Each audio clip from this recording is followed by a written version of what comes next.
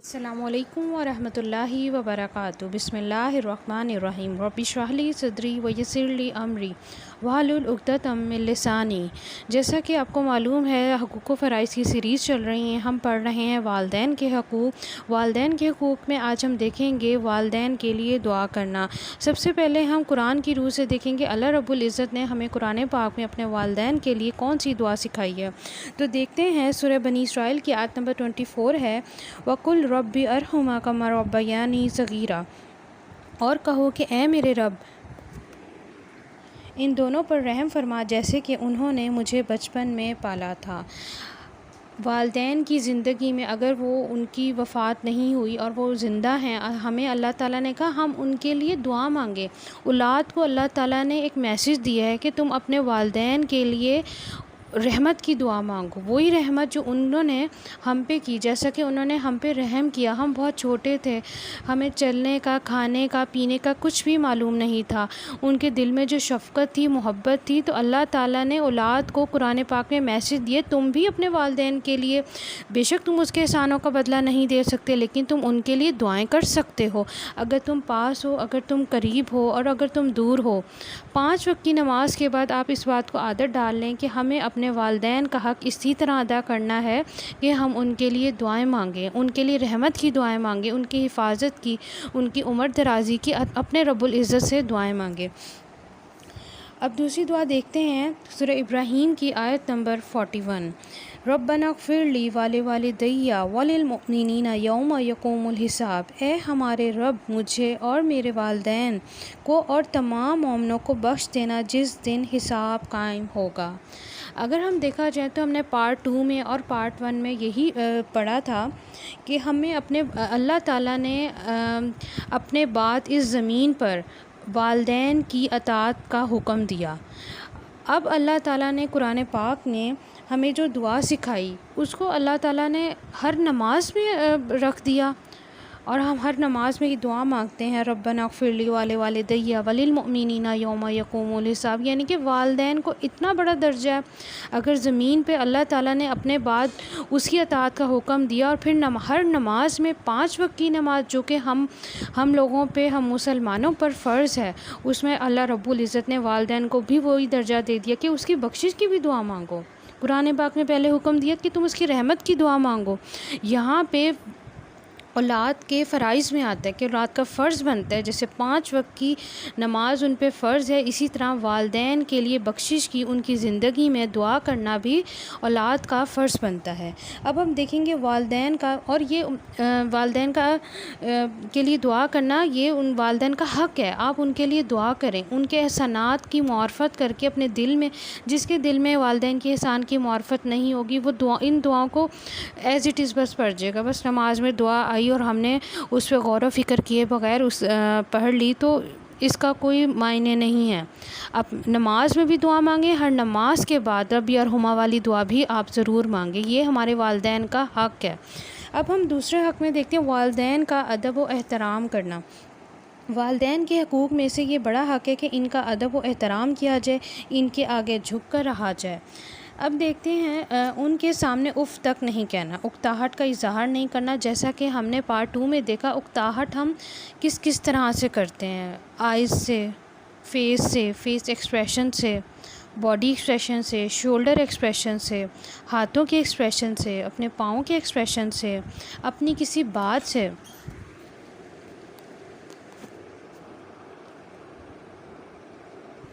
انسان جب بوڑھا ہو جاتا ہے تو ایک بات کو بار بار دہراتا ہے، عام طور پر چھوٹی باتوں پر جلد پریشان ہو جاتا ہے، اس سے جوانوں کو یا بچوں کے دل میں اکتاہٹ پیدا ہو جاتی ہے، اور رب العزت نے دل کے اندر سے ہونے والی اکساہٹ کو روک دیا۔ دیکھا جائے تو ہم نے پارٹ 2 میں بھی یہی دیکھا تھا کہ باڈی ایکسپریشن کے جو آپ کے دل میں بدگمانی آ رہی ہے نا، اللہ تعالیٰ نے آپ کو اس سے بھی منع فرما دیا۔ ایسے میں بچوں کو برداشت کرنا ہے، معاملے کی نوعیت کو سمجھنا ہے کہ ان کی طرف سے جو بھی ہو میری زبان بندی رہے، مجھے رکنا ہے، مجھے اظہار بیزاری نہیں کرنا کہ یہ محبت کا، حسن سلوک کا مقام ہے۔ والدین کو ڈانٹنا نہیں ہے۔ انسان اکتاہٹ اور بیزاری میں مبتلا ہو کر جھنجھلاہٹ کا اظہار کرتا ہے۔ اللہ تعالیٰ نے روکا ہے کہ یہ مقام ادب و محبت و احترام ہے۔ کتنی کم ظرفی ہے جس نے تمہارے وجود اور پرورش کے لیے دکھ اور مشقتیں اٹھائیں۔ تمہارے والدین نے اپنا وجود اور جوانی گلا دی، ہمارے والدین نے اپنا سب کچھ لٹا دیا۔ جب تم کو قوت ملی ہے تو یہ مقام قوت کے اظہار کا نہیں ہے، یہ قوت کے اظہار کا وقت نہیں ہے۔ جب ان کے پاس قوت تھی انہوں نے وہ قوت تمہارے لیے لگائی، اب جب تمہارے پاس قوت ہے یہ بھی تم اپنے والدین کے لیے لگا دو۔ والدین کے ساتھ نرمی سے اچھی بات کریں۔ یہ نرمی نرم لہجے میں بھی ہو سکتی ہے، چہرے کے تاثرات میں بھی، آنکھوں سے بھی جھلکے گی، لمس میں بھی، جو بوڑھے والدین کا دل خوش کر دے گی۔ نرمی اور پھر اچھی بات، وقت اور حالات کے مطابق جو بھی بات ہو نرمی سے ہو۔ محبت سے والدین کے لیے جھک جائیں کہ یہ مقام عزت ہے۔ یہ جو دل میں اکتاہٹ تھی نا، رب کریم نے جھکاؤ تک پہنچا دی ہے۔ اس جھکاؤ میں تکلف نہیں، محبت ہے۔ والدین کا یہ تعلق رب کریم نے ہمیں سکھایا ہے قرآن پاک میں، اکتاہٹ اور بیزاری سے، نرمی سے اور جھکاؤ تک۔ اس کیفیت کے ساتھ حقیقی احترام ممکن ہے۔ اگر دیکھا جائے نا، والدین کے احترام کے کچھ اہم پہلو ہیں۔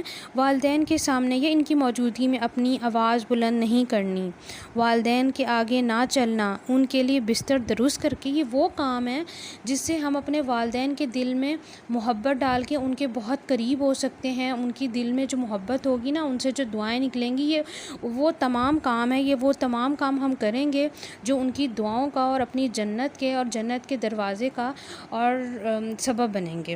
والدین کے آگے نہیں چلنا، یہ وہ عام روٹین کی باتیں ہیں جو ہمیں کرنی ہیں۔ ان کے لیے بستر درست کر کے بچھا دینا، ان کو کشن یا تکیہ پیش کر دینا، ان کی بات کو نہ کاٹنا، ان کی بات اگر وہ کر رہے ہیں تو بے توجہی سے نہیں سننا، توجہ سے سننا۔ اپنی آنکھوں کا فوکس والدین سے ہو، اپنی باڈی، یہ نہیں کہ وہ بول رہے ہیں اور آپ ہاں کر رہے ہیں، ایسے نہیں۔